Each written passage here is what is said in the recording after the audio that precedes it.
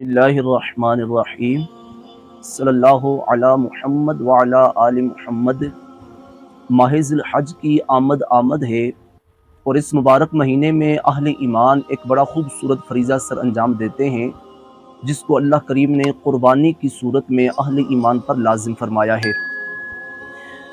آج کا ہمارا عنوان ہے کہ قربانی کا نصاب کیا ہے۔ اتنی مالیت انسان کے پاس موجود ہو تو قربانی کرنا اس پر واجب اور ضروری ہوتا ہے۔ اللہ کریم نے جس طرح زکوٰۃ کا نصاب مقرر فرمایا ہے، یوں ہی اللہ کریم نے قربانی کا نصاب بھی مقرر فرمایا ہے۔ جو قربانی کا نصاب ہے وہی زکوٰۃ کا نصاب ہے، فرق بس اتنا ہے کہ زکوٰۃ کے نصاب کے لیے کچھ اور زائد شرائط بھی ہیں اور قربانی کے نصاب کے لیے وہ والی شرائط نہیں ہیں جو زکوٰۃ کے نصاب کی شرائط ہیں۔ اس سال ہمارے پیارے وطن ملک پاکستان میں جو قربانی کا نصاب بنتا ہے وہ ہے 1,47,000 تقریباً۔ اس میں کچھ کمی بیشی بھی ہو سکتی ہے۔ بنیادی طور پر جو 52.5 تولے چاندی ہے جو زکوٰۃ کا نصاب ہے وہی قربانی کا ہی نصاب ہے۔ عید الاضحیٰ کے 3 ایام میں جو بندہ 52.5 تولے چاندی کی مالیت کا مالک ہوگا اس پر قربانی کرنا واجب ہوگا، اور جب واجب قربانی ہوگی تو نہ کرنے کی صورت میں بندہ گنہگار ہوگا۔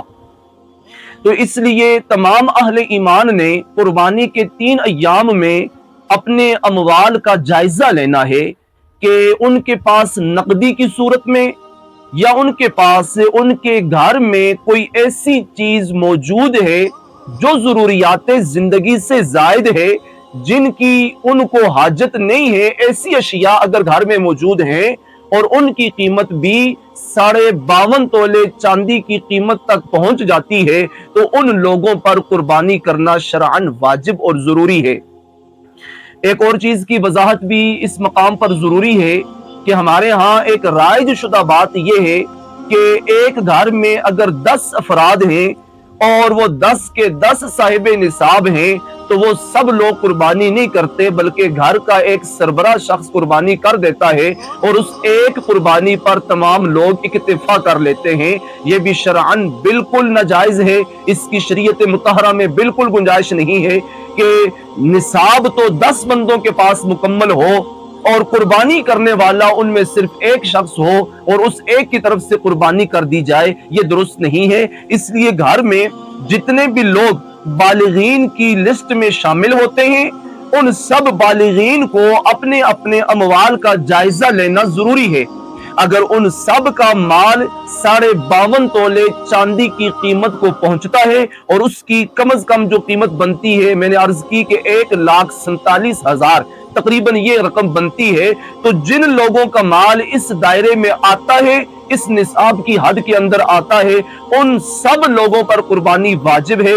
گھر کے جتنے بھی لوگ یہ نصاب رکھتے ہیں ان سب کو قربانی کرنا ضروری اور لازم ہے۔ اللہ کریم ہمیں عمل کی توفیق عطا فرمائے۔